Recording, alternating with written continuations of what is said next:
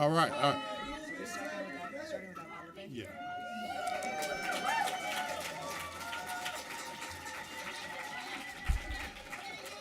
All right. All right. I want to go ahead and call the meeting to order. The public meeting of Board of Education for November 7th, 2023 is called to order. All items being considered this evening are posted on the PPS website under the board and meeting tabs. This meeting is being live streamed on PPS TV services website on channel 28 and will be replayed throughout the next 2 weeks. Please check the district website for replay times. Good evening and welcome everyone. We was running a little bit late tonight. We're doing the little thing called bargaining, but we're here. We have to make some adjustments to the board agenda for tonight. So we appreciate your patience with those shifts. We're going to also miss superintendent and some senior leadership this evening. They're needed. They're still at the bargaining table tonight, going over some additional proposals. I gotcha. We were grateful to meet alongside them today and know that everyone is doing a great job representing everyone's priorities and working towards a settlement. Tonight we have a full house, a full agenda. Before I get started, I just wanted to share a few reminders. In order to ensure safety, and please keep walkways and aisles clear, which you're doing, thank you. We also ask you to please be considerate to those around you and keep any signs below chin level in order for the folks behind you to be able to see. We have overflow seating and a viewing area outside under the covered area in front of the building. Once we reach maximum capacity in the boardroom and foyer, we will close the doors and not allow anyone to enter. If we are seated outdoors and are signed up to provide public comment, please check in with our campus security agents who can let you in when it's your turn to speak. So first off, we're going to start off this evening. We are beginning a resolution to recognize National Native American Heritage Month. Student Director Silverstein, would you like to read the resolution? Thank you. Okay, so do you want me to read the recitals as well? Okay, recitals. Native American Indians are descendants of the original indigenous inhabitants of what is now the United States. The Portland metro region rests on the traditional lands of the bands of the Chinook, Multnomah, Clackamas, Tualatin, Molalla, Kalapuya, Wasco, Cowlitz, and Cathlamet tribes.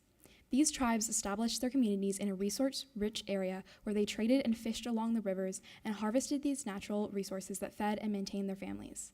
In the 1950s, under federal relocation policy, a large segment of the Native population in the U.S. was forced to relocate to several major cities, of which Portland was one.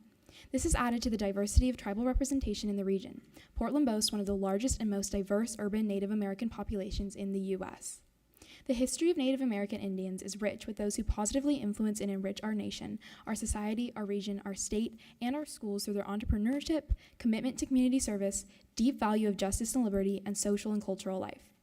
On August 3, 1990, President of the United States, George H.W. Bush, declared the month of November as National American Indian Heritage Month, thereafter commonly referred to as Native American Heritage Month.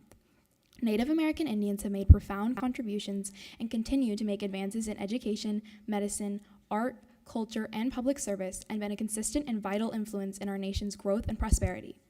The Portland Metro's Native American Indian community is diverse and growing, with the population estimated to be nearly 70,000. As Portland is a relocation site, PPS students represent more than 150 tribal nations. As such, we are humbled by Native American Indian employees, families, and communities' contribution to the accomplishment of PPS's mission. Understanding Native American Indian history is an important part of celebrating Native American Heritage Month. The Oregon Indian Education Association introduced, and Oregon Governor Brown signed into law, Senate Bill 13, Tribal History/Shared History in the 2017 legislative session. This bill called upon the Oregon Department of Education to develop a statewide curriculum relating to the Native American experience in Oregon, including tribal history, tribal sovereignty, culture, treaty rights, government, socioeconomic experiences, and current events. Tribal History/Shared History is one of the 11 objectives identified in ODE's American Indian/Alaska Native State Plan, in which every school district in Oregon implements historically accurate, culturally embedded, place-based, contemporary, and developmentally appropriate American Indian curriculum. Oregon is one of several states adopting similar efforts to reaffirm the state's commitment in preserving tribal cultural integrity and the education of our citizens. In May 2018, ODE facilitated coordination of the creation of Essential Understandings of Oregon's American Indians, which has been used to develop American Indian curriculum and assessment tools for 4th, 8th, and 10th grades, aligning with state standards in the following content areas: English language arts, science, math, social science, and physical education/health. Portland Public Schools Office of Indian Education, Office of Teaching and Learning, and Office of Schools are engaged in this vital statewide work.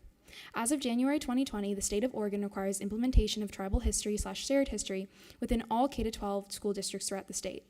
The Office of Schools and Office of Teaching and Learning is working together to support the implementation of this curriculum K-12 as a foundational and fundamental element of our culturally responsive teaching and learning for the students in Portland Public Schools. Portland Public Schools has a racial education equity policy that states our commitment to affirmatively overcome the educational barriers that have resulted in a persistent, unacceptable achievement gap for Black and Native students, and to give each student the opportunity and support to meet his or her highest potential. Closing opportunity gaps while raising achievement for all students is a top priority of the Board of Education, the superintendent, and all district staff. The Portland Public Schools Board of Education believes each and every student is to be celebrated and appreciated for the distinct and vibrant contributions made by sharing cultures, language, ideas, beliefs, and values within a school community. Tonight, we are celebrating Native American students. Resolved. The Portland Public Schools Board of Education hereby promotes November 1st through November 30th as Native American Indian Heritage Month and encourages staff, students, and community to observe, recognize, and celebrate the culture, heritage, and economic contributions of Native Americans to our Oregon and the United States through culturally relevant activity, and to learn from the past and understand the experiences that have shaped the United States. The superintendent or his designee shall work with all schools in the district to recognize Native American Indian Heritage Month through culturally relevant lessons and activities in November and throughout the school year. Fuck a land acknowledgement. Palestinians are being genocided in Gaza. What about Palestinian families and children? Their families are being massacred right now. You need to acknowledge the genocide. Stop the occupation. Fuck a land acknowledgement. Free Palestine. Free Palestine.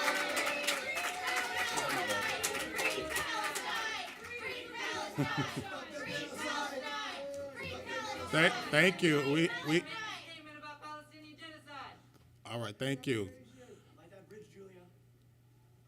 We're waiting. So do I have a motion or in a second to adopt resolution 6782, resolution proclamation, the celebration of National Native American Indian Heritage Month in Portland Public Schools? So moved. Second.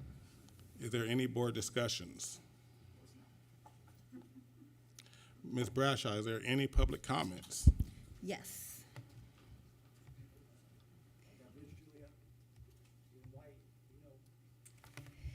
Josiana Riddlespringer.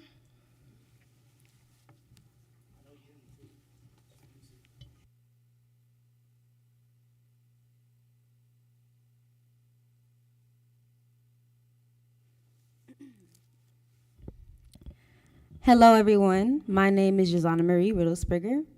I'm a recent graduate from Dillard University, which is an HBCU located in New Orleans, Louisiana. I graduated with a bachelor's in political science with a concentration in pre-law. I'm currently working as a project manager here at Teaching with Purpose. I'm here today because I am an advocate for equitable education policies, and I'm also here to show my full support of our teachers.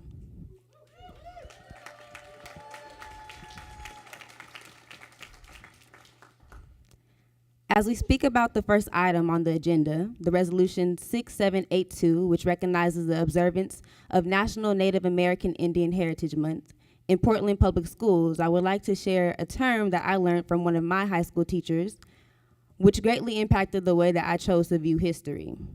The term I'm speaking of is historiography, a term that Merriam-Webster defines as the writing of history. However, for those of us who have a passion for history, we understand that it encompasses much more. Historiography refers to the perspective from which historical events are approached and documented. In other words, how they are told, how the history is told. I believe it is an important concept for all students and educators to be acquainted with, especially when it comes to the teaching and learning of Black and indigenous history, Native history. Histories that oftentimes find themselves being misrepresented, told inaccurately, and sometimes not at all. It is important for us to acknowledge the lack of inclusion within our schools and find ways to ensure that all of our students are getting an adequate education. We do this by ensuring our teachers and educators on all levels have the resources, tools, and professional development to accommodate each student. Specifically, professional development that is centered around equity and culturally responsive teaching, closing the cultural gap in an effort to reduce the achievement gap. At Teaching with Purpose, we provide inspirational professional development materials and courses for teachers, administrators, parents, students, and community members globally, while also advocating for equity in our education system. We are looking for Portland Public Schools to continue their support in our efforts, and we look forward to your partnership. We at Teaching with Purpose thank you for your time and undivided attention. Thank you. Thank you.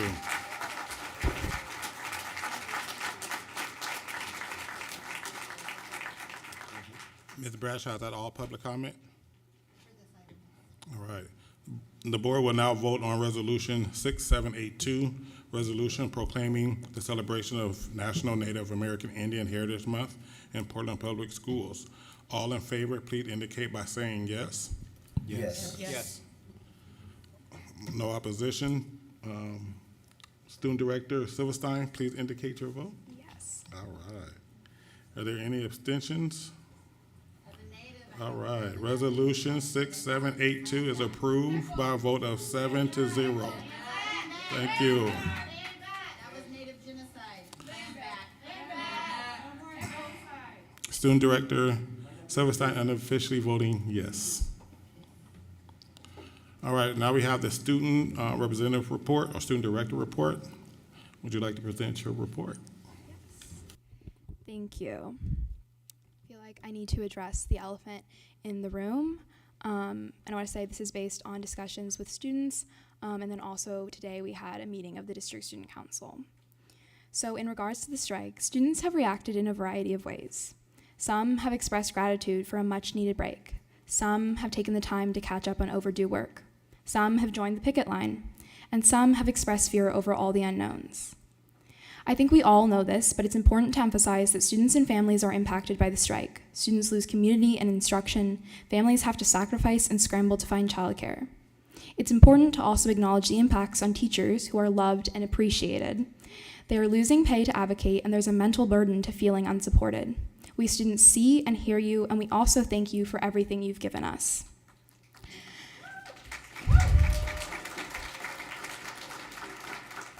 The common thread among all my interactions with students, though, is the lack of communication, which has let misinformation thrive.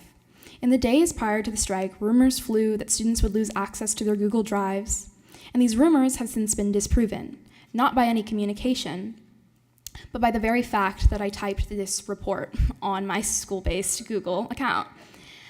Now, we rely on elaborate text chains among peers and forwarded emails from parents and guardians to learn whether we should prepare for school the next day. Students have been used as bargaining chips by both sides, and I want to say it's disappointing that I even have to use the term sides when we should be united as a district serving the students.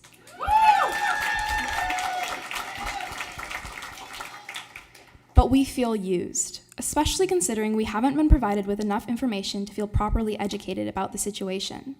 What information has been available has been one-sided and difficult to access. The District Student Council has some asks. First, students to be added to the email updates about school closures. 2, the district to send out remind updates to students as well with updates. 3, for Trivery to continue to be updated and students to be made aware of how to find these updates. And 4, for our voices to be included in these discussions and for us to not just be listened to, but actually heard.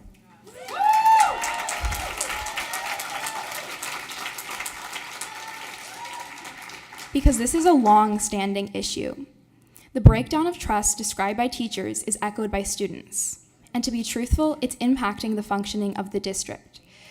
There is distrust at every level. Students don't trust administrators at their school, but they also don't trust the administrators within the district, many times simply because they don't even know who they are.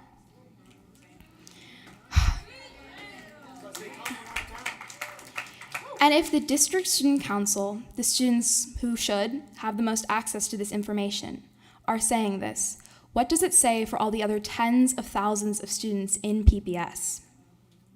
Last year, Byron was quoted as saying, "I think many people, oddly enough, so many times forget that public education is really to serve students. Even more, we often forget to even ask students about the issues they're really concerned about. The importance of student voice, many of the people making decisions at any level, they're adults, and they've probably not been in a public school classroom as a student in maybe 20 years. And I think that Byron, who was the previous student rep saying this, shows that there's a lot of context for this issue, and it's been going on for a really long time. How many times do we have to ask to be listened to? Ultimately, the District Student Council wants to emphasize that we're here for the students. We want to talk about the future, because once the contract agreement has been decided on, these issues are going to continue. We are going to need to heal from this as a district. So we want to pose that question of what does that look like for everyone, but especially for students.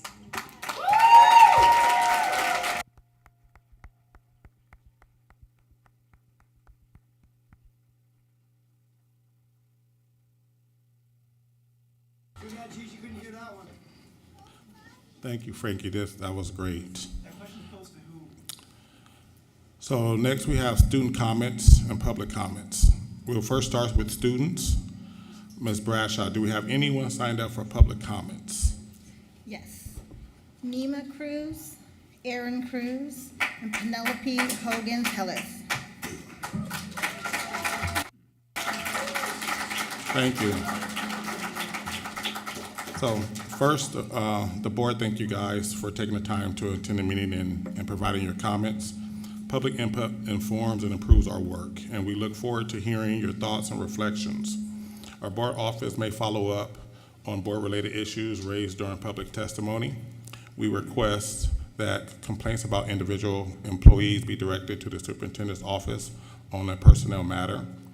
I want to remind PPS staff that they may not provide testimony about students that could violate confidentiality protections under FERPA. This includes testimony using information that could identify students, especially in their school communities, by the use of direct or indirect linkages, such as school, grades, special education, or other status. If you have additional materials or items you would like to provide to the board or superintendent, we ask that you email them to public comments, all one word, at pps.net.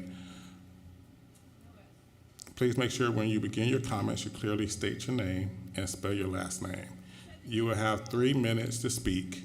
You will hear a sound after 3 minutes, which means you will have 30 seconds to wrap up your comments. Thank you. You may begin. Hi, my name is Nima Cruz, C-R-E-W-S, and I'm an 8th grader at Harriet Tubman Middle School. And I just want to first say that I'm in full support of the teachers.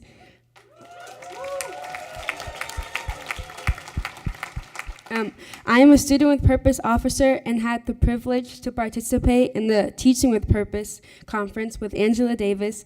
Teaching with Purpose is a conference that is put on by Karaja Cruz once a year. Speakers are brought out to talk about the school systems and to help encourage teachers to be the best they can. There are also breakout rooms that happen, sometimes led by kids, to have discussions about their education and more. I think the district should continue to support this because our teacher union has been asking for racial equity training, and we provide that. Look, we had one of the most revolutionary people of our time, Angela Davis. Come on, let's continue to support. Thank you for your time.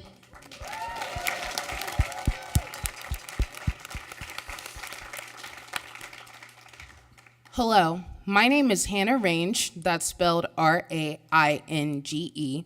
I am a senior at Grant High School, and I have been a Portland Public School student for the past 2 years. I grew up in Georgia, which is a right-to-work state.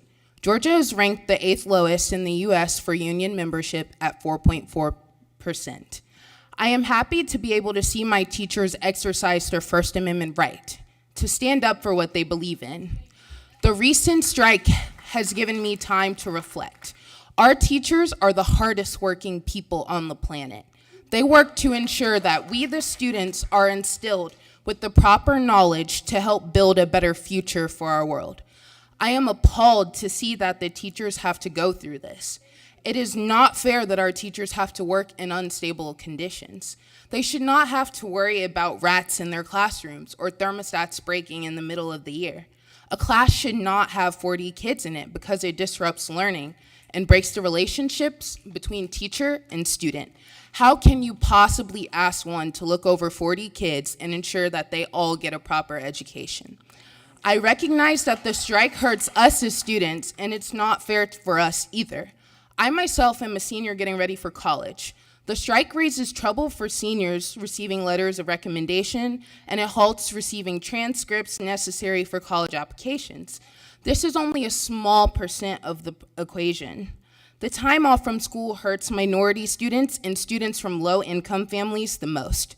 Those students who already need to be in school are being deprived of the resources and opportunities that they are afforded through school. It leaves us all with uncertainty and anxiety throughout this time. In closing, I can only hope that a solution is reached soon between the district and PAT. Teachers want to be at work, and students need to be in school. It is important that both sides work together to solve this problem, but it is also important that the district comes up with a compromise that will allow teachers to have a better working environment and more stable conditions. And I stand in full solidarity with the teachers. Finally, I would like to end with a quote. Education is the passport to the future, for tomorrow belongs to those who prepare for it today. Malcolm X. Thank you.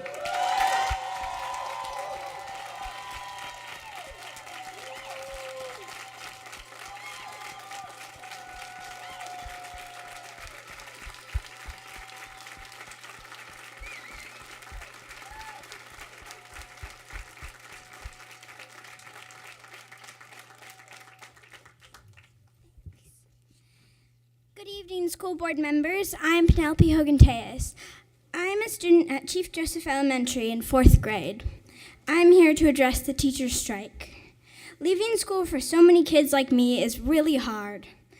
For me, I love school and I love engaging in school activities and assignments. School is a wonderful place and I enjoy every minute I am there. So when I heard the teachers were striking, I was really disappointed, but I was mostly proud. I was proud that the teachers were taking action for us, the students. Yet inside, I was outraged that the school board let this go so far that our teachers have had to strike for the wages they deserve and the class sizes we deserve. To me, school is a place to be creative and engage in all sorts of activities, but mostly it's a place with people who understand us, who care about us, and want us to have a good experience in school and in life. So school board members, please do the right thing and accept the PAT contract so me and all the other PPS students can go back to school, can go back to an even better school and an even better environment. Thank you for your time, and please do the right thing.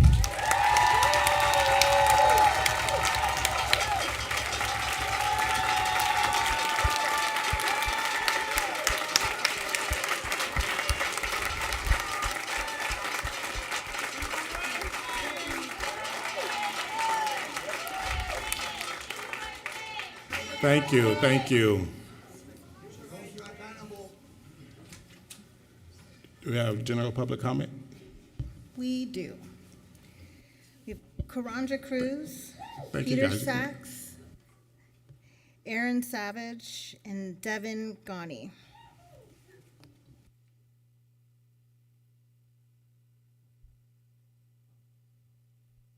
Step on up.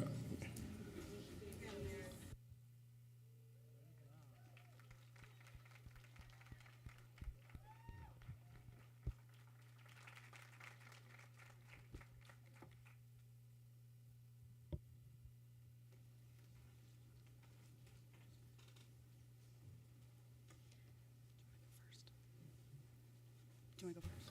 You can start anytime you want. Oh. Yeah. I was waiting for my name. Hello, my name is Erin Savage, S-A-V-A-G-E, she, her pronouns. I'm a parent of 2 daughters attending Rose City Park and Da Vinci.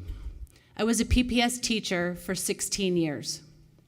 I had to leave when all of the issues that PAT has asked be remedied in this contract became too much to bear. I miss my students, my passionate colleagues, and my love of teaching history, civics, writing, reading, and thinking. But I had to go. The moral distress of showing up every day facing huge classes with so many unsupported kid needs, honestly in a decrepit building, became intolerable. I am literally the poster child of what happens to teachers who just can't anymore. I used to see over 160 middle schoolers daily, with classes sometimes hitting 34, 35. In order to give kids meaningful feedback, grading took over my weekends. In order to respond to parent communications, I turned to emails after putting my kids to bed every night. And of all of those too many students, so many had huge unmet needs that our school counselor, psych, and SPED teachers did their best to manage, but there was never enough of them to go around. Only the biggest needs were triaged for their attention. There's no feeling worse in the world than looking at a kid in the eyes and saying, "I'm sorry, there's nothing more I can do," when you know exactly what they need, but you just can't give it to them without a cost to another or yourself. I made my classroom a beautiful space, but it was laughable. Often a brick oven with windows that only opened 3-inch cracks, I taught barefoot to feel cooler. In the winter, knee-length down jackets were the norm. I would use an air canister to blow rat poop off keyboards and desks because we weren't even provided disinfecting wipes at that time. Ceiling tiles fell down from above in a roulette of who they may land on below. The water cooler I paid for with parent donations to make sure we had clean water to drink was removed by the district because I was told it violated a beverage contract with Pepsi.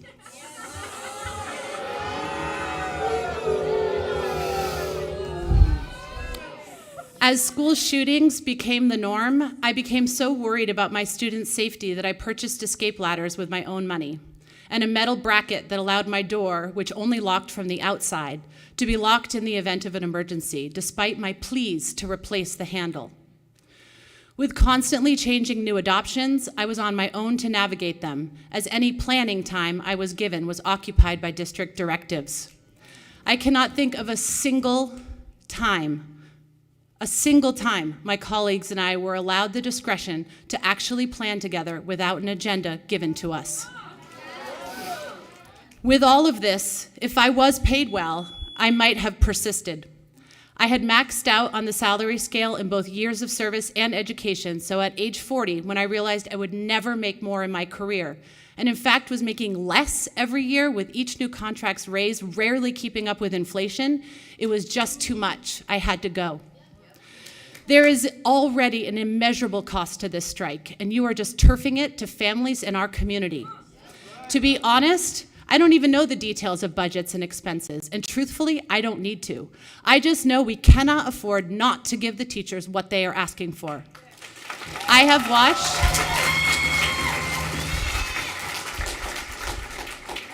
watched my own children's classrooms be impacted by all of the things I've mentioned here. These circumstances are not the exception, but the norm. My kids deserve supported teachers who have what they need to show up with the dedication that they do every day. You have already lost me. Please don't also lose them.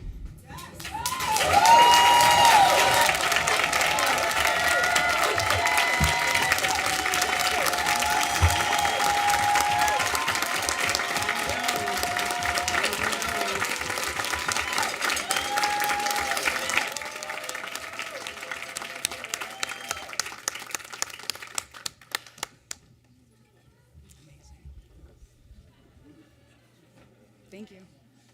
Thank you. Yeah. Okay. Good evening. My name is Devin Ghani, G-H-A-N-I. With me is Amaru Moon, M-O-O-N. I've already spoken to this board about my own experiences with PPS. I'm here tonight in solidarity with all of my union siblings, wearing blue for PAT, green for PFSP, and purple for SEIU. That's That's 3 unions now that have been pushed to the point of requesting mediation because the district bargaining team has not brought significant offers to the table. I yield the rest of my time after saying this. A letter was put forward to you on September 5th. We are asking you to address sexual harassment as an issue in this district across all unions, not just SEIU. Those demands have not been met. When I spoke to you about my own experience, the response from this board was silence. Despite what your legal counsel has told you, silence is an answer. I yield my time to Amara Moon.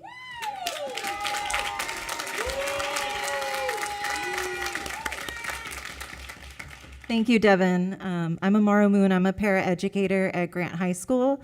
I am also a proud Indigenous person, Quechua and Aymara descent. First of all, I love my job.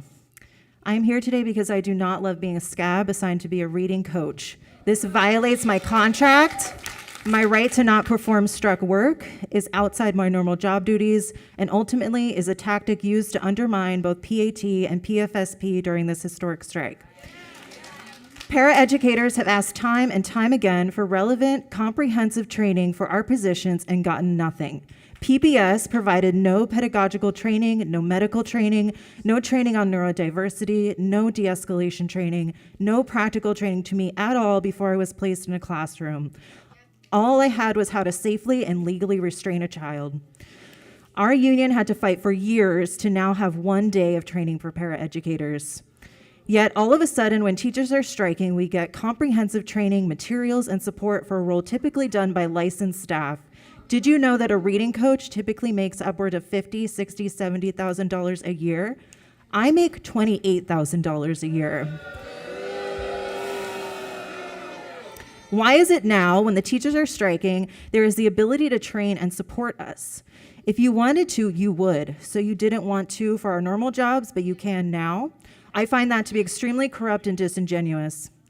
We were told in our reading coaching training that we aren't expected to have had this training before and will not be expected to use it again. To me, that is a direct admission that this work only exists to fulfill duties normally done by teachers. Instead of focusing on how to end the strike, PBS is wasting time and energy on replacing teachers with paraeducators, educational assistants, and library assistants, all underpaid, underappreciated roles in our schools. And I'm sure, as you all know, our superintendent gets a bonus for improved reading scores. How convenient. A bonus he earns while spending no time in classrooms, while not even living full-time in Portland. His children don't live in this city, let alone go to Portland Public Schools.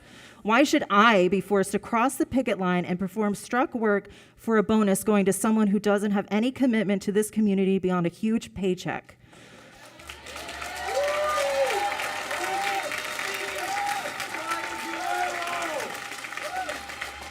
I stand with teachers and I stand with my fellow PFSP employees. I stand with all PBS employees. I stand with my community and with students who deserve better. This school closure is being treated like inclement weather days, an emergency closure. School hours missed will be made up at the end of the year, but in an emergency closure, no one should have to work. In an emergency closure, we are not asked to be reading coaches. Why are staff expected to work during a school closure? Are you afraid of us unifying with teachers on the picket line? Are you afraid of the worker solidarity growing every day right before your eyes? The main difference in inclement weather, though, is no one has control over the snow or the ice. But here today, the district does have control. You can make the right decision and support teachers and students. This is not a natural disaster. This is a man-made one.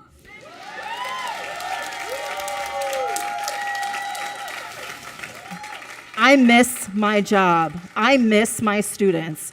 I see how hard the teachers work and how little support they receive. I am asking you all tonight to remember who you volunteered to serve. At the end of the day, this impacts thousands of students in Portland, and there is no one else to blame for your own mismanagement but yourself. Thank you.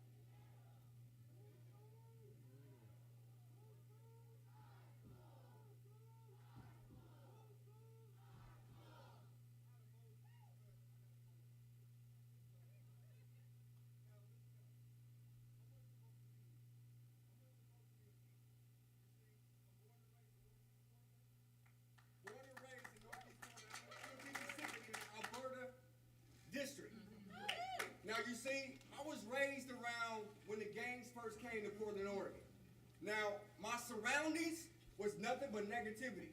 My father died from a crack overdose. You understand? All my relatives were gang members. You understand? I had every excuse to jump off the porch and start gang banging myself. But God had a plan. God had a different plan. I had a different mindset. I was sitting back and looking at all the different situations that was happening around me, and I was like, you know what? I can do something different. I can do something different with my life. The reason why I'm sharing this testimony, because you guys need to understand the reason why I do this work. You need to understand why this is hard work. This is not just because. This is a calling. This is because I escaped the matrix. I escaped prison. You understand? Yes. Now, let me give you some context. The reason why I advocate is because I was able to be the spook who sat behind the door. I was able to get in and become a teacher, and I saw how the system was working. And then I began to see, and I was like, you know what? There's a pattern. Why is so many kids dropping out? So I saw very early on when my kids were in elementary school, and I was seeing the kids that was around them, and they wasn't really getting the proper reading instruction that we're supposed to be getting. And I seen them getting passed on, still reading at the second grade level, still reading at the first grade level. Now they're in middle school, and I'm advocating still, letting you guys know, like, look at these reading scores. Look at the pattern of why these young people are eventually dropping out. And I gave you a particular young person who I've been tracking since my kid's been in pre-K. He's in the 9th grade now. You know what? He's in the 9th grade. He reads at a second grade level. He's at Grant High School with 40 people in the classroom. I went to go visit him the other day before the strike. Guess what his grade point average is? You can imagine. And guess what you think eventually he's probably going to do? And then you don't understand the climate and the music that they're propagating. If they're propagating murder music. So if I'm constantly listening to murder music, eventually I'm going to drop out. What do you think is going to happen? So you've seen all these different shootings and all these different things that's happening. Now you need to understand that's my struggle. So let me give you some more context. Now, I have a business on 16th and Killingsburg called Green Muse. My brother, who's a gang member, he passed away in 2020.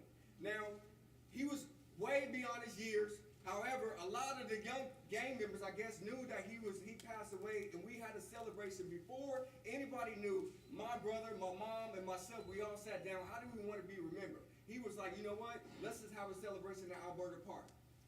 I had a celebration at Alberta Park. A lot of my relatives would say, look, the streets is hot. Let's not have it at Alberta Park. You know what? I had to honor my brother. So we still had the celebration at Alberta Park. It was a beautiful celebration. Guess what? It ended out with a shootout. So I'm done sweeping up bullet shells, and I'm walking back to my place of business, and all of a sudden I see a Black Lives Matter march. Nothing but white people, no offense. Black Lives Matter. I'm like, God damn, I'm just sweeping up bullet shells, and you don't understand the struggle that I go through, but yet you're marching. So then I walk into my place of business. I'm hiring young people that look like me to get them off the streets. And then I had some other issues. It put me in a slump. I was in a slight depression because I'm like, look at the paradox. Look, I hear people marching, Black Lives Matter. I'm sweeping up bullet shells. And then I'm having a business that people barely support. I'm like, what the hell is going on? So then, fast forward, Mike Capes. I don't know if you guys know the rapper Mike Capes. Mike Capes did a post, and it pretty much saved and got me out of my slump. He said, if it wasn't for Karanja Cruz and Rob Ingram, he said, I would not be the man I am today. He told me, and he said in this post, he said, you know what?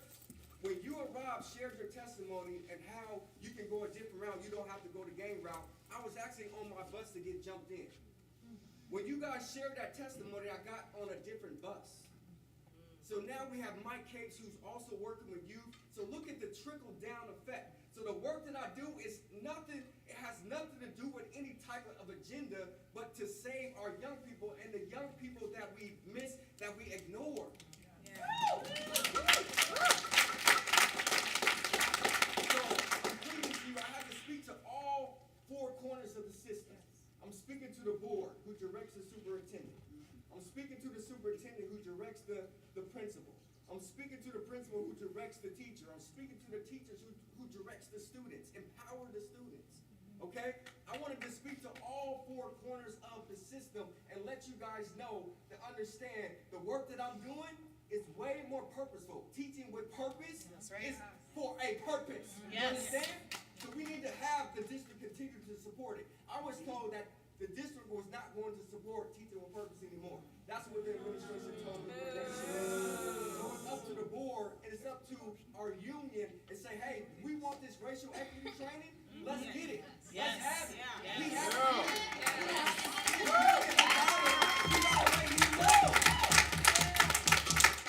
So I need you guys to understand and hear the community.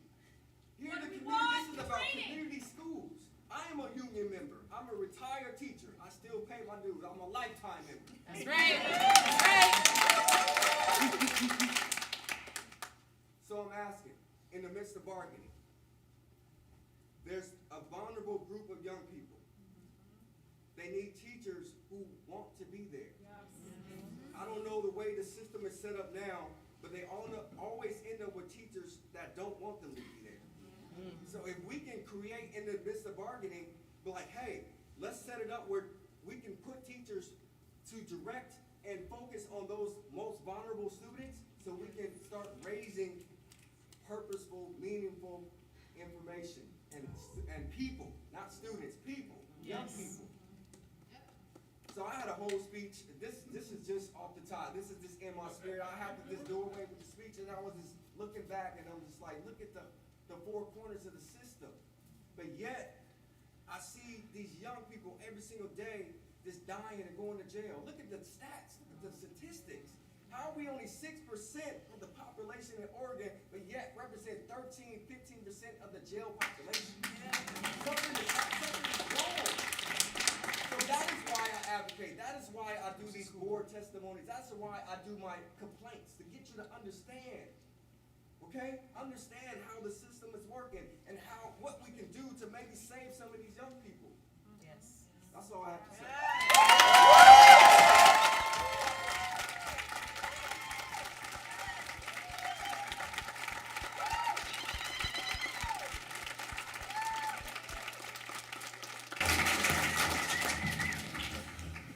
I want to thank everyone for their comments. That's my dad right there. Say that. All right, please feel free to contact our senior board manager, Roseanne Powell, if you have something specifically you want to follow up with on the board, with the board or board office. Now, next we have comments from our union partners. Come on up.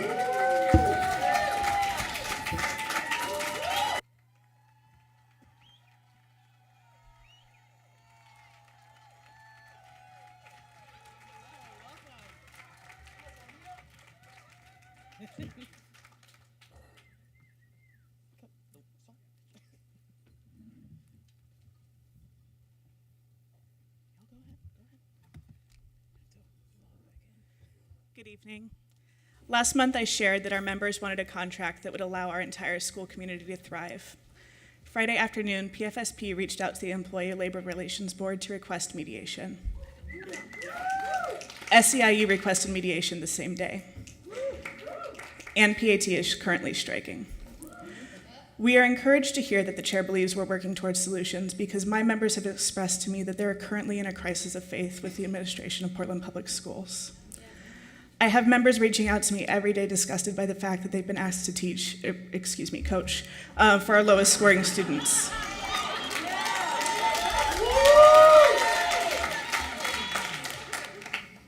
This morning, a woman asked me how she, someone who immigrated from the Soviet Union, was supposed to support students in phonics when she herself struggles with English pronunciation. An educational assistant was concerned that she was assigned to work with a nonverbal student when she has no special education training. Library assistants across the district have asked me why, when their jobs are clerical in nature, they suddenly are being pulled in for student-facing jobs. My members in PFSP deserve more, SEIU deserves more, PAT deserves more, our students deserve more, and our communities deserve more.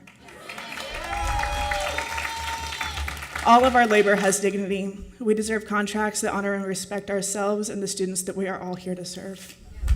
Thank you.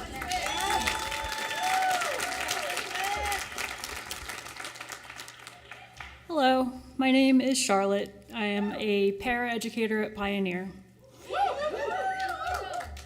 I am also a PFSP member, and I love my job and I love working with our kids. Up until now, I have been working in an elementary life skills classroom, mostly with nonverbal students.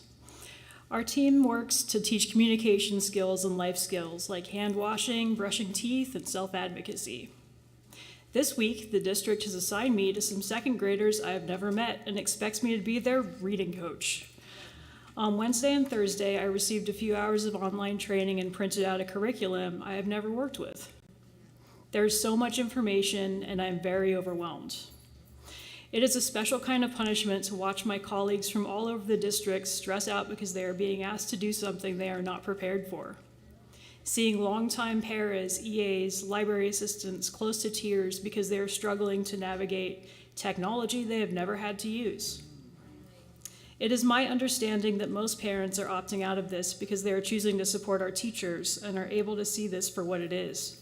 A performative gesture with no thought about the students and whether this is helpful for them and their families.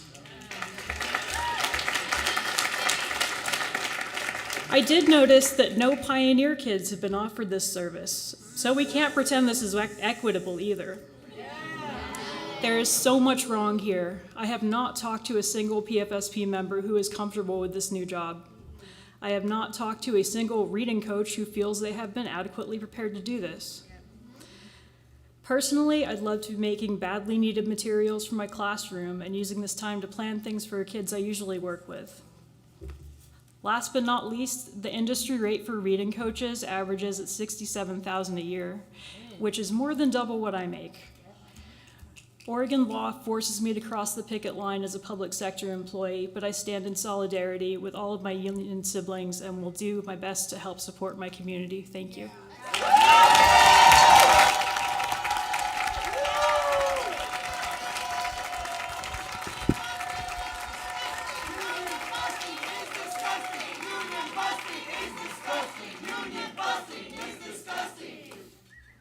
Can you direct the superintendent to stop this? Do you have that power? This district is falling apart. Director Howard, do you have that power? Fire Guerrero! There's no reason he should make $300,000 a year.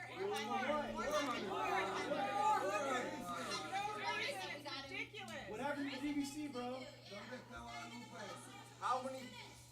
Good evening. My name is Chris Walters. I am part of SEIU, although you can see by the blue chef coat that I am standing in solidarity with PAT.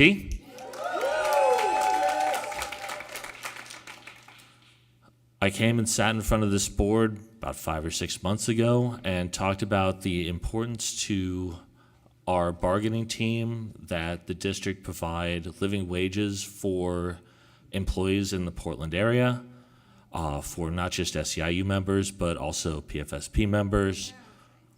And we filed for mediation on Friday, as did PFSP.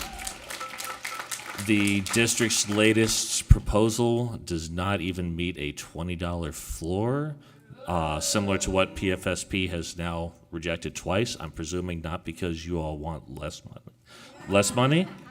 So, yeah, that's where we're at, and we're not particularly pleased as well. And we are fully standing in solidarity with PAT and with PFSP and DCU.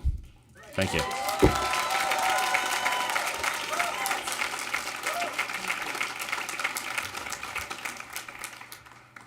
Hello. My name is Angela Bonilla, and I'm the president of the Portland Association of Teachers. As always, I will start with kudos.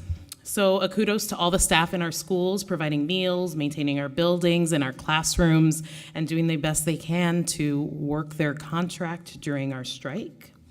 A kudos to the parents and community who've been out on the streets with us, who signed on to the letter to the school board demanding they bargain in good faith. Kudos to every educator on the line for fighting for great public schools for all Portland students. And I'd also like to give a kudos to the board members who've been listening to our legislators, our community, our parents, our students, and our educators' call to attend bargaining. And an extra special kudos specifically to Director DePass, Vice Chair Green, and Chair Hollins for joining us at the table today to talk about what settlement looks like.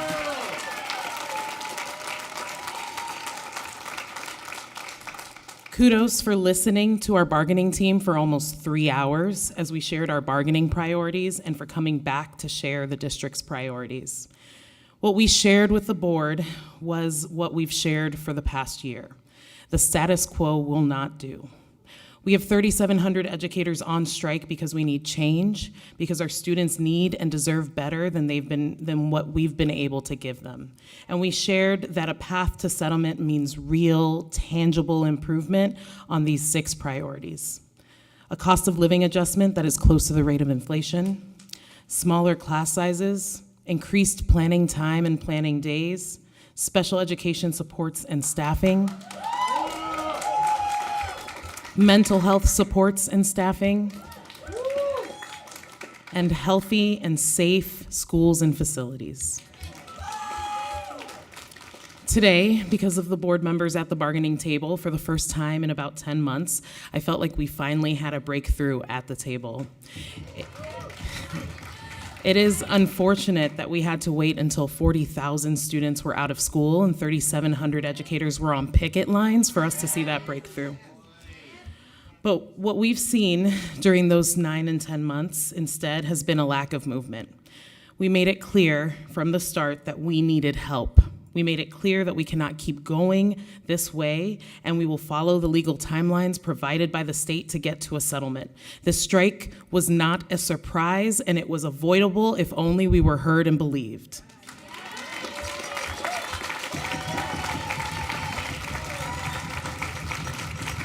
And yet for 9 months, similar to our colleagues in SEIU and PFSP, we continued to come to the table to receive barely any proposals or our proposals returned with completely struck out new language. For 9 months, our PAT bargaining team, they took time out of their schools because they are working every day in our schools. They came out of their schools, out of their classrooms to bargain with our district managers to try to get to a settlement. And yet for 9 months, we had to deal with Twitter rants and trolling, emails with lies about our health insurance, and communications from HR that were designed to stoke fear in the hearts of our educators, and a communications team that is more interested in making us look like villains to the very families we serve.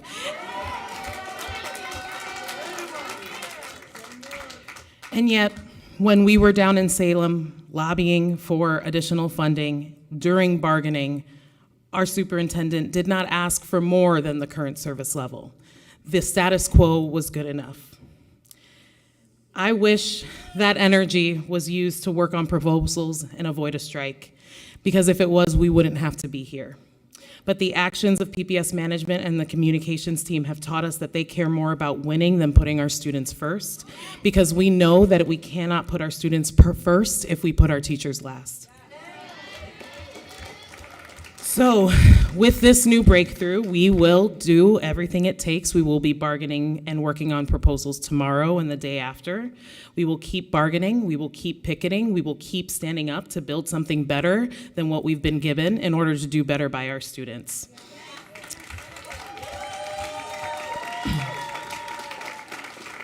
And as president, I know and trust that our members and our community will keep fighting for our students, because we know that when we fight, when we fight,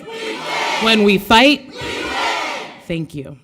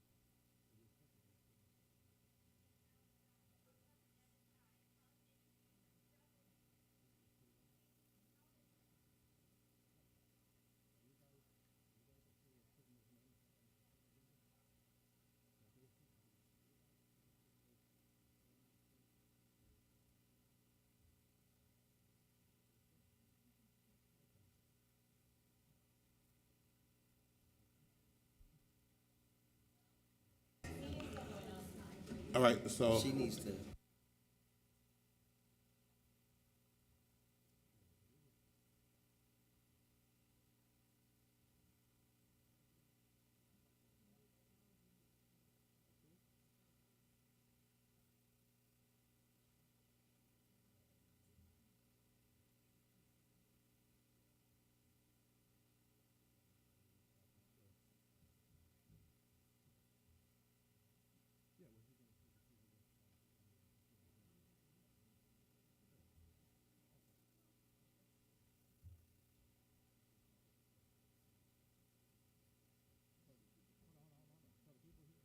I'm going to make a motion to.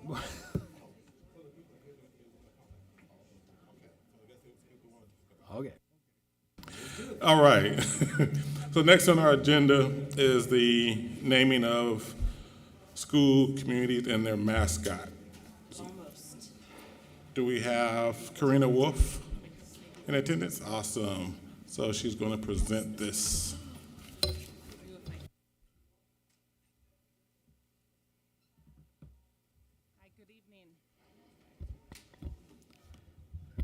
Hi. Good evening, school board members. It's our honor to be with you tonight to share and to celebrate some of the very good work that's happened with an amazing team of leaders and students, staff, community, and parents and family members within multiple pathways to graduation. So we have multiple items to bring to you, and so I'm going to introduce various people who are going to speak about the specific items. So to start, I'm going to invite up Allison Adams, who's our amazing Vice Principal of Modernization for Multiple Pathways to Graduation. Allison has led us through this process. And I'm also going to invite up Principal Max Whitehouse, our principal of our DART schools, our day and residential treatment schools. And Allison and Max will start us off. Thank you.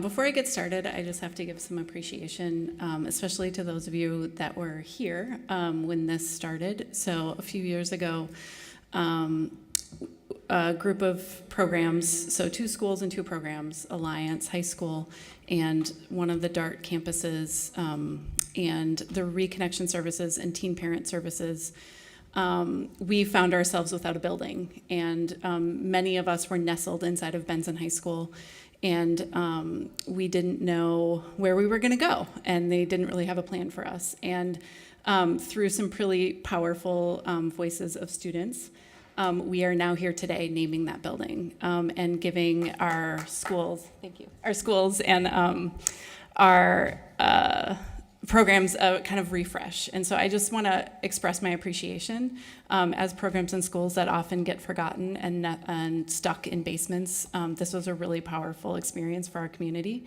So just had to start there. And then I'm just going to give you a brief kind of overview of what we did. So we are a very unique project. We are building a building where we're housing Alliance High School, as I stated, one of the day and residential treatment campuses, Teen Parent Services, and Reconnection Services. So the first thing we had to do was name a building, which was super exciting. So we got a group of stakeholders together from each of those communities and started holding meetings, committee meetings, to name that building. Through that process, we also acknowledged that one of the DART campuses was named Clinton School, which was named after the time that it was on Clinton Street, like 20 years ago? Moved in 1980. 1980. So we decided it was time to rename that campus. And then we're super excited to be merging 2 of the Alliance campuses into one high school. And in order to do that, we were able to, we needed a mascot in school colors. So we worked on that as well. So we're here to present all of these new exciting things to you tonight. And I'm going to hand it to Max to present some of the DART changes to you. Okay, so thank you. We and DART, so DART stands for Day and Residential Treatment. We have 5 campuses. One of them is housed in a PPS school. And Clinton School moved from Clinton Street in 1980, so it's been a long time, bounced around from different PPS buildings for years. We're really excited to be able to be a part of this new MPG building, so we went through a process with students and community to find a new name for Clinton School, and through a lot of work and mostly student voice, we landed on Kuumba. And if you look, Google Kuumba, it is one of the tenets of Kwanzaa, and it means creativity, and this is what you'll find. It says to do always as much as we can to leave our community more beautiful and beneficial than we inherited it. And at this school, we really work hard to create a community that allows students to be creative, allows students to shine through their creativity. And a lot of that is how we engage them in their learning, and a lot of it is student-driven. For instance, we have a student right now who's invested in being a mechanic, and one of the projects he's working on is producing a radio commercial for his favorite vintage car. So he's writing the commercial. We have a recording studio. He's going to record it. So that's just one of the examples of how we make sure student voice is really a part of it. So the word Kuumba really does embody the work that we do with our students. And it's not lost on me that they chose such a creative word. And then for our mascot, so this is going to be for all of Dart schools. We went through the process, and years ago, I wasn't part of it, but there was a logo that was created, and a lot of people who were a part of that process still work for Dart, and they are really attached to the logo. So we decided to not stop using that, but we also thought it would be fun to have a mascot, especially as we joined this new building. And so we landed on the Dart Frog.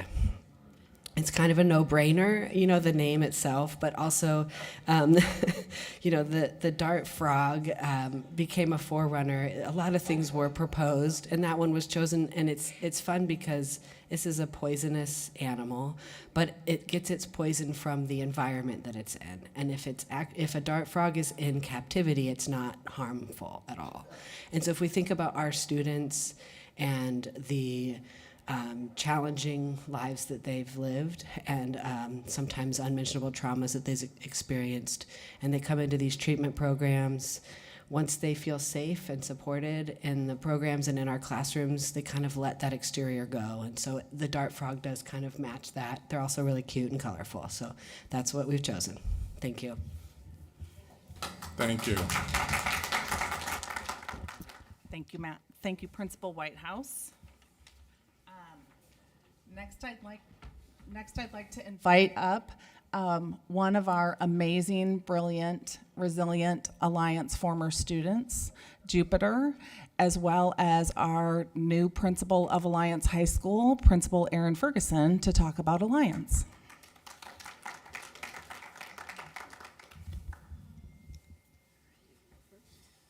Hi, I'm Jupiter. I was at Alliance as a junior, senior, and super senior, and I graduated in 2021. I despised school before I went to Alliance. I was out of school for around 2 months before I joined Alliance and went back to school again. I think there should be a lot more options just like Alliance for similar students like I. I was really depressed. I was paralyzed with fear and anxiety, and Alliance gave me hope. Now I'm inspired to continue school and work in like future versions of school, different ideas of school. After years and years of failing classes, I believed I was stupid, but once I started going to Alliance, that changed, and I felt supported, and I felt a sense of community that I didn't feel before. Borrowing space and borrowing time isn't sustainable, so I think having a building dedicated to these schools like Alliance is completely essential. And yeah, thank you. Thank you. Thank you. And I'm Aaron Ferguson. I'm the principal of Alliance High School. I also just want to start out by expressing some gratitude for this process and for this new facility. I've had the chance to get in and walk around, and it's an incredible, incredible space. I can't wait to have you all come and visit. And everybody from Alliance that's had the chance to walk through has come out just inspired, and I think really impressed with the support of this board and PPS for everybody in Alternative Pathways, all of our students and everybody on our team.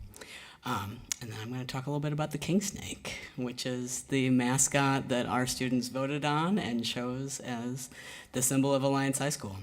The king snake is a native snake to Oregon, making it one of the few mascot choices that offered local representation. The king snake is adaptive to many environments as they can traverse water and land, representing Alliance students' adaptability and mastery of change. Known to be immune to the venom of other snakes, as well as coming in a variety of lengths and colors, king snakes represent the resilience and diversity of Alliance High School community. So, go king snakes. Awesome, awesome.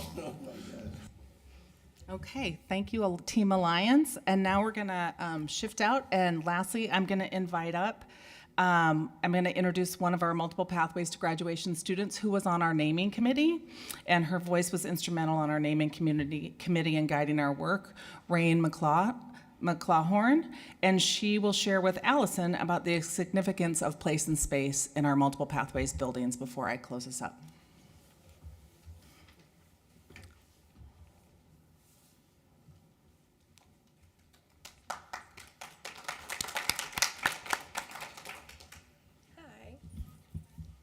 Hello. Okay, my name is Rain McLaughlin. I appreciate the time I get to talk to you all tonight. Teen Parents started helping me in 2018 before the birth of my son, Kaijani. I graduated from Benson High School in 2020. Techman. You know. No, in 18 it was a Techman. Let's be clear. I think it's still Techman. I think so, but We call it Astro. We Really? call it That's Astro so Tech. embarrassing. Oh my goodness. I feel your pain. I'm a Techman. I feel your I'm a pain. Techman. Right? But I graduated with the help of the Teen Parent Program. The Teen Parent Program provided many services that helped me graduate. I had access to childcare, tutoring, a social worker who helped me find housing, home instruction, and with help with college counseling to get started this year. I attended weekly parenting classes with my social worker and met with tutors on a consistent basis. One thing that stood out to me was the lack of available space to us. When I met with my social worker, quite often, she did not have an office where we could meet privately. We met in conference rooms where other people could hear us. In addition, I did not have a set space to meet with my tutors either. I was there when we broke ground on the MPG building, and I took part in the naming committee. And it felt good to meet with students and teachers and community leaders to help come up with a name for an important building. And in the end, after much debate, we decided to land on letting the tribe name the building because it's on land that belongs to them. I'm so glad that the future Teen Parents will have a space dedicated to them where they can gather together and learn about parenting and build community. That was not something that was available to me when I was in school. I am very excited that all these programs that are a part of Multiple Pathways to Graduation are going to have their own space now. And it seems like finally somebody is listening to us. Thank you for your time tonight. Thank you, thank you. Go Tech.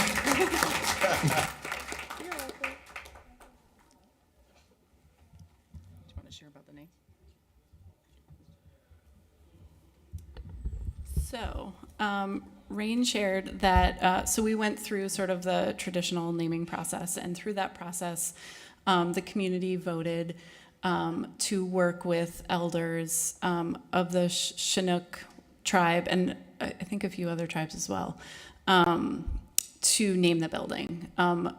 Several of the votes, many of the votes that came in were to honor the space and to name it a Chinookawa word. So we consulted with elders and learned that we pivoted a little from a traditional competitive process. So when you work with the elder community, you work with them to name the building as opposed to you bringing a list of names to them and them choosing the name. So we had a great experience bringing stakeholders and elders of different communities together And students shared a list of kind of things that that building meant to them.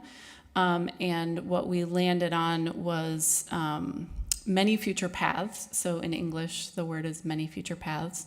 And in Chinook Wawa, I am practicing this. It's a work in progress for me. The name of the building is Hayu Ashki Uihut. Hayu Ashki Uihut. Uihut. Yeah. Yep. Uihut. Yep.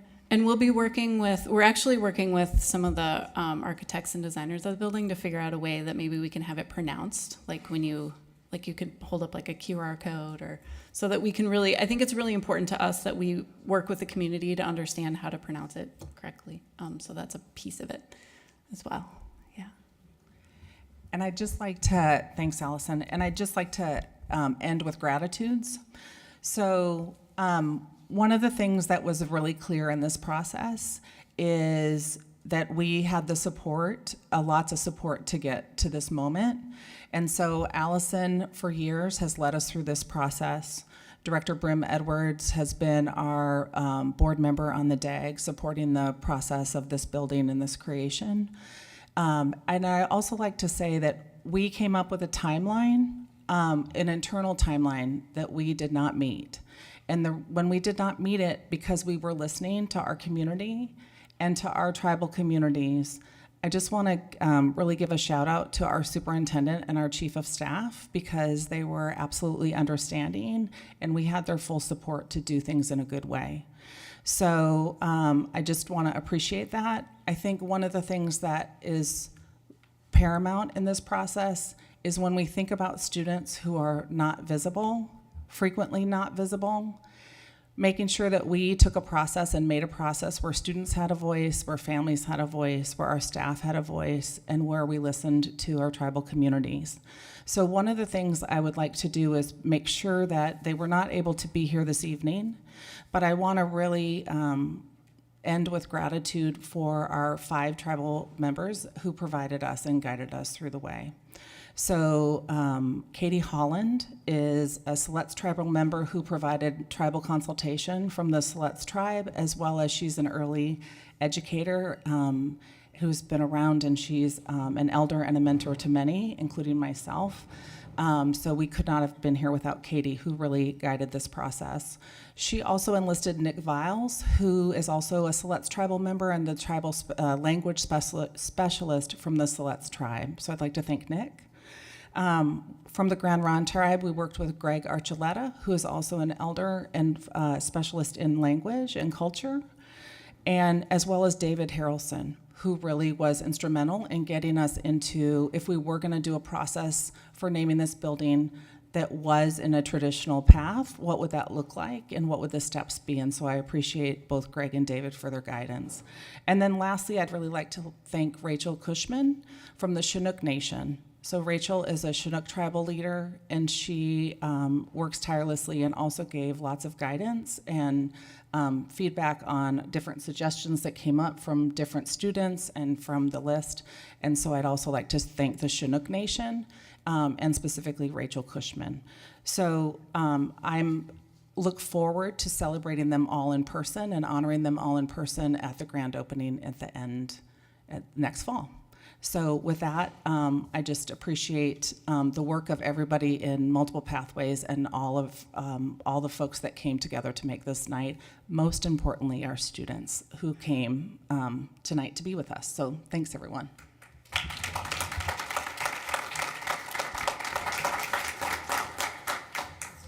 Thank you. So what I'm gonna do, because we got like 4 of them, I'm gonna try to combine them all together. So do I have a motion and a second to adopt resolution 6784, resolution to name the Multiple Pathways to Graduation Building, and 6785, which is the resolution to change the mascot of Alliance High School, and 6786, which is to rename the Dart Clinton campus, and 6787, resolution to create a mascot for Dart schools. Need a motion and a second. So moved. Second. Okay, hold on. So Director Green, motion. Director Brim Edwards, second. Is there? DePass moved. Yeah, she moved. Okay, Ms. Director DePass moved. You was talking. I was talking. And Director Brim Edwards, second. Okay. Is there any board discussion? Hearing none? No, I'm joking. You know, I kind of missed the opportunity because I just want to reflect back. Years ago when this all started, it actually started because when Benson was starting to do the remodel, and it was. Oh, sorry.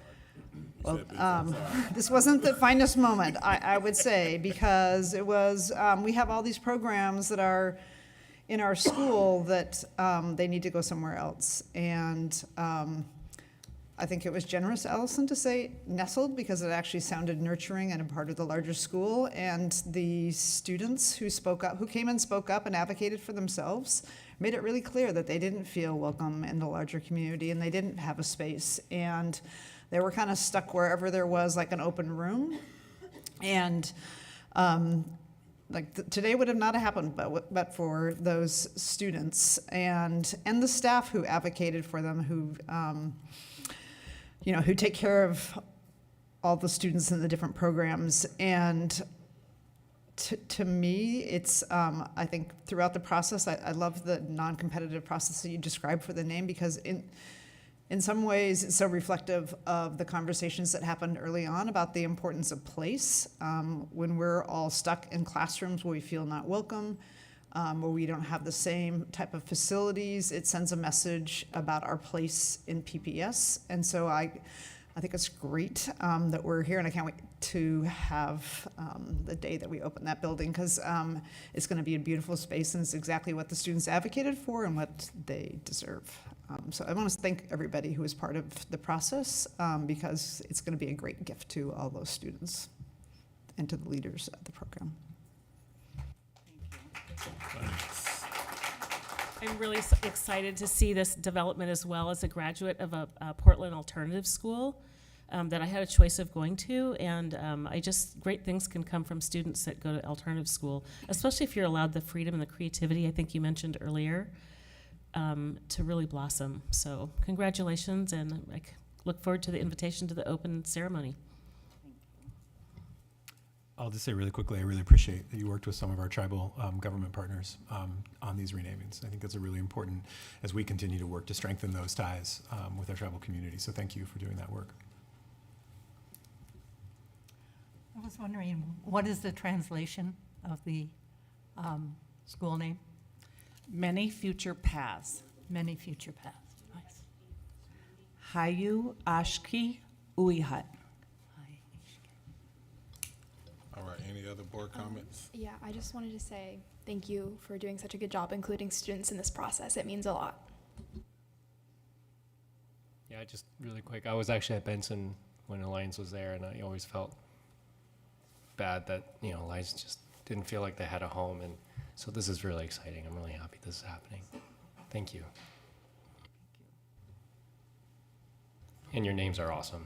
I just have to say, way more creative than when I was a kid. I wish it was this creative when I was a kid, but yeah. All right, any other board discussion? Ms. Bradshaw, is there any public comment? No. All right, the board will now vote on Resolution 6784, 6785, 6786, and 6787. All right, all in favor, please indicate by saying yes. Yes. Yes. Hearing no opposed. Any abstentions? All right. Student Director Silverstein, please indicate your vote. Yes. Awesome. Hearing no abstentions, Resolution 6784, 6785, 6786, 6787 has all passed with a approval of 7-0 with our student director Silverstein unofficially voting. I don't like that unofficial stuff. I know, but yes. All right, yay, yeah, we can clap, we can clap.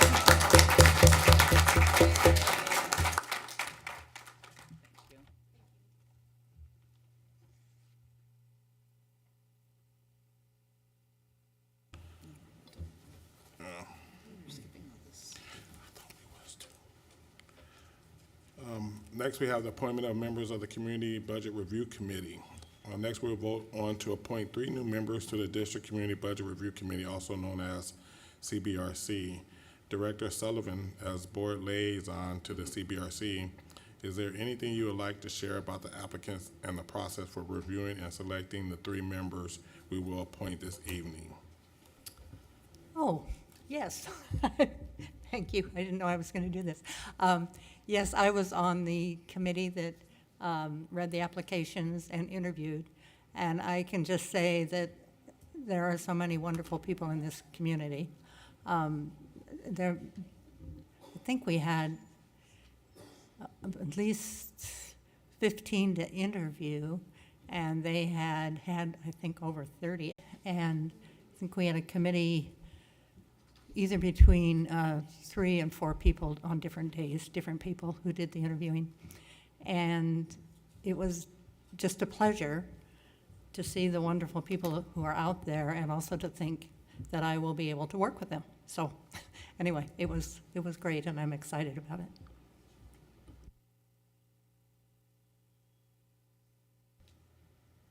Can we get a motion and a second to adopt? So moved. 6? Second. Okay. Look, y'all act like y'all want to be here a long time. Director Scott, motion. Director Brim Edwards, second. Is there any public comments? No. Are any of the people here now? I think, 2 virtually. yeah. They're on the screen. Yeah. Okay. All Oh, right. there you are. Okay, I'm looking the wrong Would place. you guys like to say a word or two?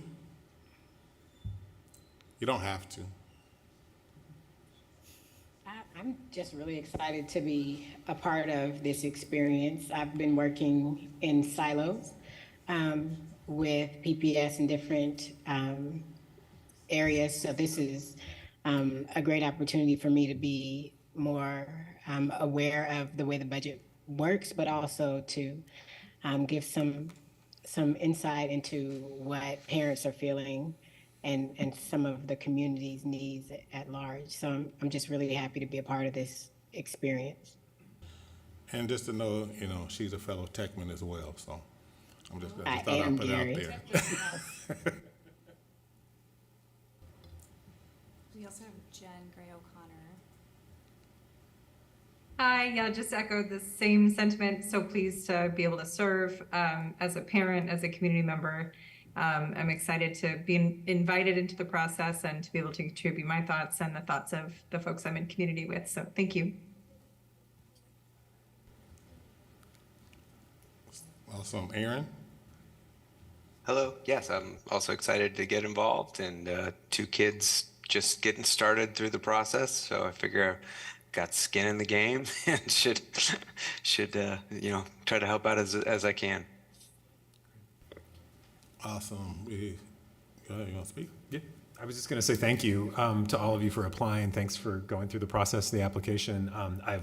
I've done a lot of recruiting for folks over to budget committees over the years. It is very, very difficult. I was extremely impressed reading through your applications. I think the 3 of you are going to be excellent additions to what really is a very important committee for Portland Public Schools. So thanks for staff for doing it. Thanks for Patty for helping out. And most importantly, the 3 of you for volunteering your time. Really appreciate it. Awesome. Any other board discussion?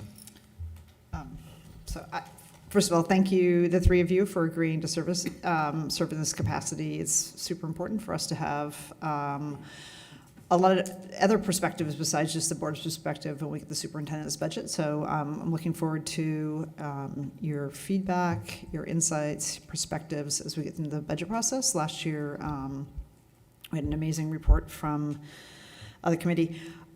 One of the things I noticed is that we don't have any students, and I would just hope that we continue to recruit, because especially in a year in which we may have to make reductions, it's going to be super important to have students, and we shouldn't just look to the student rep to recruit students. We all know students. So I hope that we make that a goal for the board to find some students to serve on it, because, like I say, we don't want to end up in a process where it's not informed by student voice. Well, maybe if we provide a stipend or a credit or something, maybe we can get some students on there. Just a thought. Just a thought. I think we should. I think we should. With the possibility is that All right. because if you're on DSC, you get a quarter of a credit. I feel like, do I need to turn this on? I think, yeah, but I don't know how many students actually ever get that. Like, it's technically in there, but. Okay, I think that's We'll look into that. great. Okay, All right. I'm gonna check back with you. Okay. The board will now vote on resolution 6788, appointment of community budget review committee members by voting yes. We're appointing the members of the CBRC for 3-year terms through June 30th, 2026. All in favor, please indicate by saying yes. Yes. Yes. All right, no opposition. Student Director Silverstein, please indicate your vote. Yes. Awesome. Hearing no abstentions, resolution 6788 is approved by a vote of 7-0, with Student Director Silverstein voting yes. All right, thank you guys. Look forward to seeing what you guys do. All right, next on the agenda is time for the board committee and conference reports. Board members, if you would let me like to know if you'd like to provide a report or not. All right, hearing no one jump into the gun, we'll move on. Consent agenda. The board will now vote on the consent agenda. Board members, if there's any items you would like to pull for discussion, we will set those aside for the next time we meet. Director Brim Edwards, I understand you have an item to flag for the board before we vote. Yes, there is an item, and I don't have it in front of me, but it relates to a grant from the Children's Levy, and in my capacity at Multnomah County, I serve on the Children's Levy Grant Allocation Committee. So it's not a conflict since we're giving money to PPS, and I serve in a volunteer capacity, but I just want to disclose out of an abundance of caution. Thank you. Ms. Bradshaw, is there any changes to the consent agenda? No. All right, so hearing no one like to pull any items, do I have a motion and a second to adopt the consent agenda? Motion.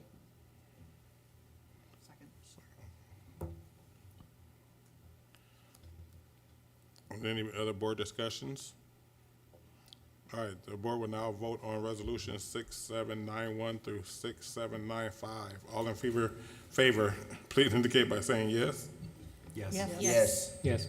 All right, hearing no objections, Student Director Silverstein, please indicate your vote. Yes. Chair Hollins, can I please confirm that that was Director Green moved and Director Brim Edwards seconded that motion? Correct. Okay. Sorry about that. All right, the consent agenda is approved by a vote of 7-0, with Student Director Silverstein voting yes. All right, anything else? Meeting's adjourned. Yes, 7:35, 5 minutes.